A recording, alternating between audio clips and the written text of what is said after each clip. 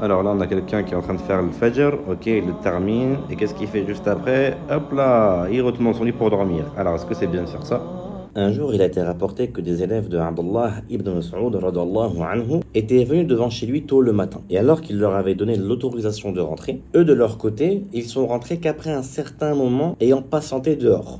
Et quand ils sont rentrés, Abdullah ibn Mas'ud, il leur a du coup demandé, mais pourquoi est-ce que vous avez pris un petit moment avant de rentrer alors que je vous ai donné l'autorisation de le faire? Les élèves, ils leur ont répondu parce que on avait peur qu'il y avait des personnes qui dormaient et donc on s'est dit que peut-être que tu devais faire de l'ordre un petit peu chez toi avant qu'on rentre comme ça. Chose à laquelle Abdullah leur avait répondu, auriez-vous pensé trouver dans la maison d'Ibn Abd une négligence? Donc regardez bien ici, il considérait le fait de dormir après le Fajr comme étant une négligence. Ensuite, il a été rapporté que lui, de son côté, il était habitué à glorifier Allah jusqu'au lever du soleil, et qu'arrivé au lever du soleil, il est resté cette invocation. Alhamdulillahi alladhi aqalana yawmana hadha wa lam yuhlikna bidhunubina. Louange à Allah qui nous a épargnés en ce jour et ne nous a pas anéantis à cause de nos péchés. Et là, il y a une faïda, il y a un enseignement très bénéfique qui est le fait qu'il disait en ce jour alors que le soleil venait à peine de se lever. Pourquoi? Alors qu'on n'est pas à la fin de la journée. C'est parce que ce qui se passe au tout début de la matinée, dans ce temps,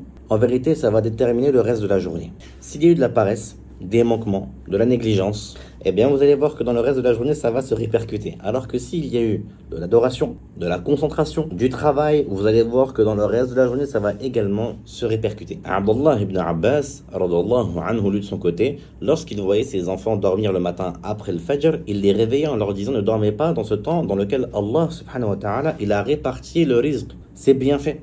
Et qu'il faut aller donc les chercher. Donc c'est pas du tout interdit de se rendormir après le Fajr, mais c'est vraiment dommage. Et beaucoup de salafs détestaient le fait de dormir après le Fajr, parce que c'est un temps béni durant lequel Allah il place sa baraka.